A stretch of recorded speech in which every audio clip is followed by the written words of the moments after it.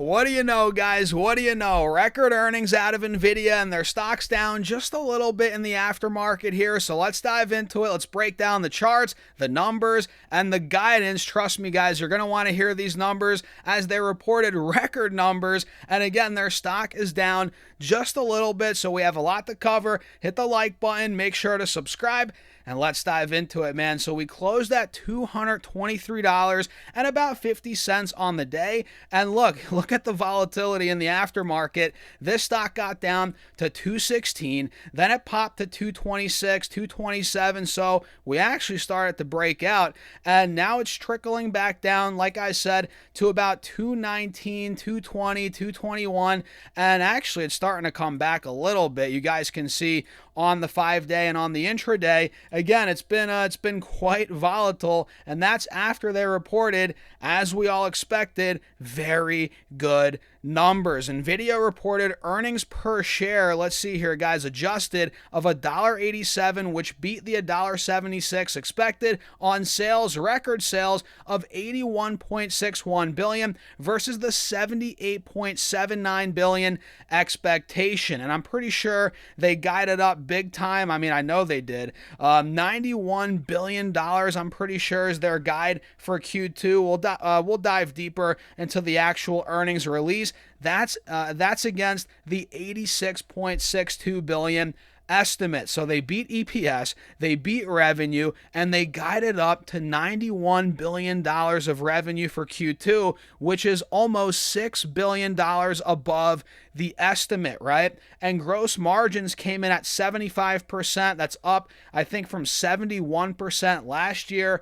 And data center revenue grew 92% year over year. Unbelievable. So it seems like every time Nvidia reports, their stock goes down. And I was reading a stat earlier, and that's usually on record numbers, right? I was reading a stat earlier. They have beaten EPS and revenue, I'm pretty sure, 18 out of the last 20 quarters, right? And the last time they missed on EPS and revenue might have been back in 2022. I'm pretty sure that's when it was.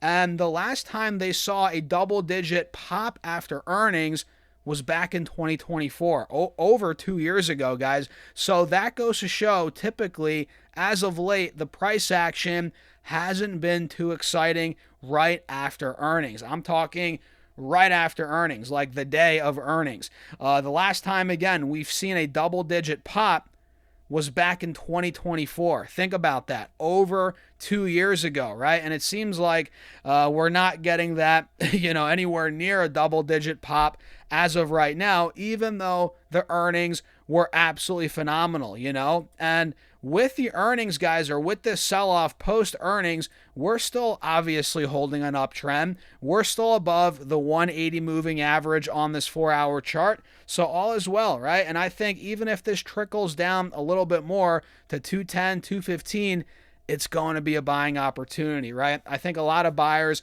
are going to come in because of the guidance, because of these numbers, because of where Nvidia's profitability, where their revenue is going throughout the rest of the year and into next year, right? A lot of these numbers are better than expected, and they're crushing it. Gross margin wise, revenue growth wise, you name it. All across the board, this company's doing well, and they upped their dividend too, for those that, care about the dividend. I doubt anybody watching this video buys Nvidia for their dividend, or maybe you do, I don't know. But you probably need You need a significant amount of Nvidia stock to even get a meaningful dividend. I mean, it is what it is, right? But if you have a lot of Nvidia shares, let's say you have 100,000 shares, 200,000 shares, okay, you're making some decent money from the dividend now. But most of us don't have that that much, right? I just got oh man, something's in my throat. Holy smokes. Hold on, guys. That's why I always keep water. I always keep water handy. So they raised their dividend from a whopping penny, right? Their dividend was a cent, guys, to now 25 cents. 25x the dividend, man. That is insane. And they also announced an $80 billion additional share repurchase authorization. So in other words, they're buying back more stock, $80 billion worth. And again, they upped their cash dividend, which is great for those that, buy the stock. Well, no one buys the stock for the dividend, but that's great, kind of like a cherry on top, for the investors out there. So let's see these numbers, guys. Revenue grew 85% from a year ago, which we predicted 83% revenue growth, I'm pretty sure, in my video this morning. So it came in even better than what I expected. And gross margins, GAAP and non-GAAP, came in at 74.9 and 75% respectively. And for the quarter, GAAP and non-GAAP earnings per diluted share were $2.39 and $1.87 respectively. And let's see, what did Jensen have to say here? The build out of AI factories, the largest infrastructure expansion in human history, is accelerating at extraordinary speed. He said agentic AI has arrived, doing productive work, generating real value, and scaling rapidly across companies and industries, as Nvidia is uniquely positioned at the center of this transformation as the only platform that runs in every cloud, powers every frontier and open source model, and scales everywhere AI is produced, from hyperscale data centers to the edge, right? And during the first fiscal quarter, Nvidia returned a record level of approximately $20 billion to shareholders in the form of shares repurchased and cash dividends. And again, they upped that, it's now $80 billion. That's the share repurchase authorization without expiration, by the way, as of this quarter. And they're actually transitioning to a new reporting framework, right? This is actually worth mentioning here, that better reflects its current and future growth drivers. Nvidia will have two market platforms: data center, right, which we all know, and edge computing. Within data center, Nvidia will report two submarkets: hyperscale and ACIE, which incorporates AI clouds, industrial, and enterprise, right? And hyperscale will include revenue from public clouds, and the world's largest consumer internet companies, while ACIE addresses Nvidia's growth opportunity in diverse AI purpose-built data centers and AI factories across industries and countries. Edge computing highlights data processing devices for agentic and physical AI, including PCs, game consoles, workstations, AI RAM, base stations, robotics, and automotive. Under the previous submarkets, data center compute revenue was a record $60.4 billion, up 77% from a year ago and 18% sequentially. Think about that, guys. As data center networking revenue was a record $14.8 billion, up 199% from a year ago, and up 35% sequentially. Think about that, guys. The growth. Cheers to that. Sorry for all the water breaks, guys. A lot of talking. We have a lot to go over, and we're not editing this video, right? And you can see the growth in the top line here. Gross margin as well. Operating expenses are also trickling up, but so is net income. Man, net income has really grown year over year, from 45, well, now it's at 45.5 billion versus last year's 19 billion. You guys can see there.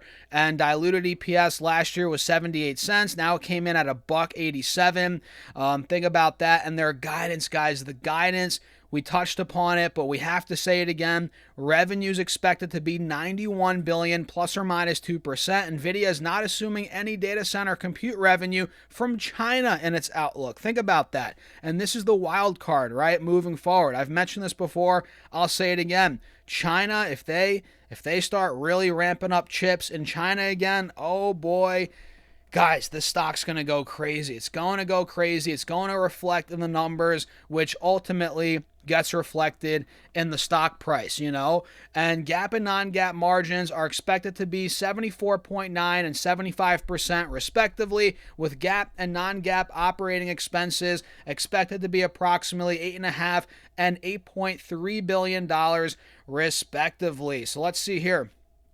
This goes over the highlights. Data center revenue came in at $75.2 billion.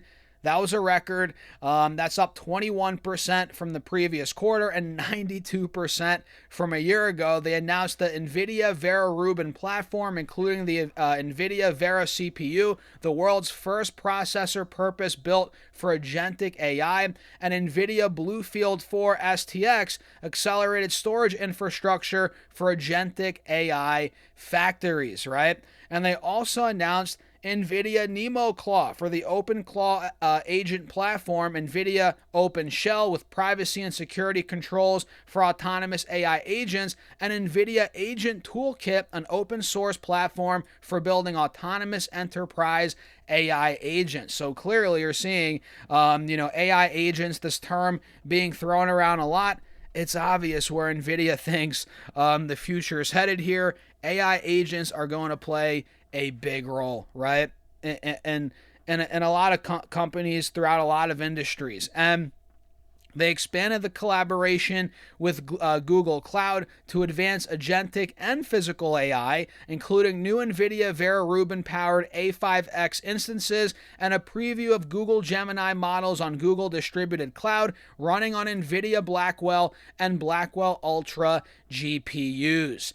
They also expanded their AI ecosystem through a strategic partnership with Marvell via NVIDIA NVLink Fusion and collaboration on silicon photonics technology, which you guys, I'm sure, heard of their multi-year strategic agreements with Coherent, Corning, and Lumentum. We've covered those throughout the channel here recently. And when it comes to edge computing, first quarter edge computing revenue was $6.4 billion, up 10% from the previous quarter and 29% from a year ago.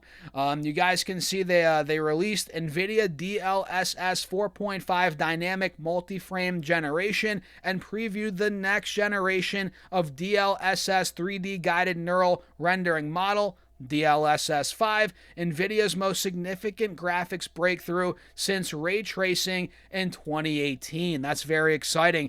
And amongst other things, guys, they expanded their partnership with Hyundai Motor Company and Kia for next generation autonomous driving built on the NVIDIA Drive Hyperion platform, and expanded their partnership with Uber, which is key, to launch a fleet of autonomous vehicles powered by full-stack NVIDIA Drive AV software, right? And they actually announced that BYD, Geely, Isuzu, and Nissan are building Level 4 ready vehicles on the NVIDIA Drive Hyperion platform and introduced NVIDIA Halos OS, a unified safety architecture for AI-driven vehicles. That's very exciting, man. And this goes into all of their numbers, which we're not going to dive too deep into. It goes into the balance sheet, right? We obviously the statement of cash flows, all this stuff, which again we're not going to focus too much into on this video for the sake of time and simplicity, right? But we can see just how much cash they have, how much they're growing, right? Their assets versus their liabilities, total assets versus total current liabilities, right? I mean, it's ridiculous. The balance sheet's through the roof, right? Free cash flow's looking good. All the numbers, guys, all the numbers are looking great. I genuinely can't find a bad part of this earnings report. Usually I look at these earnings and I'm like, oh, what went wrong? What is bad? What was lackluster, right? And I just can't find anything in this Nvidia report. We got so much good news. Record revenue, 85% growth, all while trading at 25 times forward earnings. Record data center revenue, $80 billion share repurchase, which, guys, do you realize what that means? They're going to be buying more and more stock, taking more stock off of the market, meaning the shares you own, right, get more valuable. I love when companies buy back shares, and they're increasing their dividend.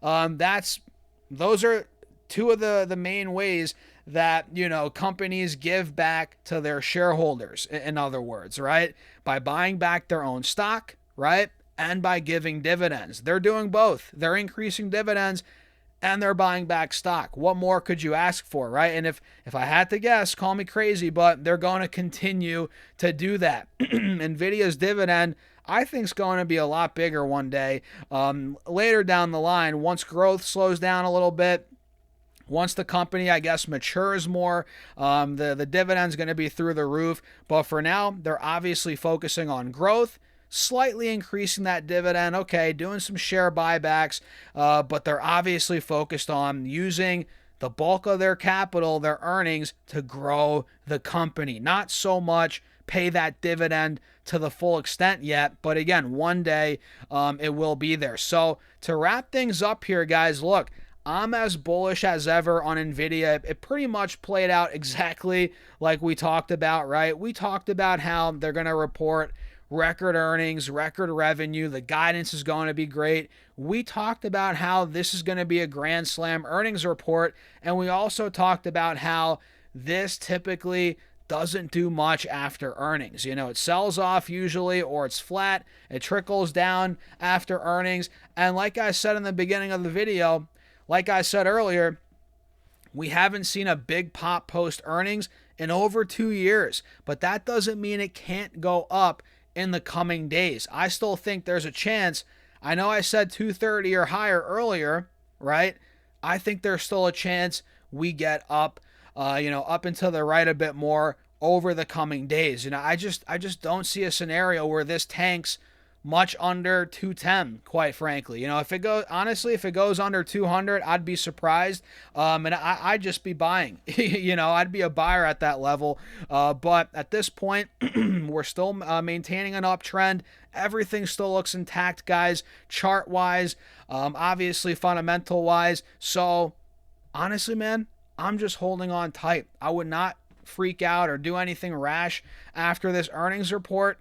I'm just holding on tight, and I'm looking to buy more. That's where I'm at on Nvidia, and I'm excited. Record earnings. It's only a matter of time now before they report on a $100 billion quarter. Can you imagine, guys? Can you imagine? We're almost at that point. We're almost there. So what do you guys think? Let me know in the comments. Hit the like button. Make sure to subscribe. And if you guys want to keep up with my actual portfolio updates, see what I'm doing in the market, stocks I'm buying, trades I'm making, options moves I'm making. And if you want to be a part of my private Discord, check it out. Linked right down below, pinned in the comments, or go to StockSurfS.com/Patreon. And with that being said, cheers. I'll catch you all in the next video. Have a great rest of your night. Peace out.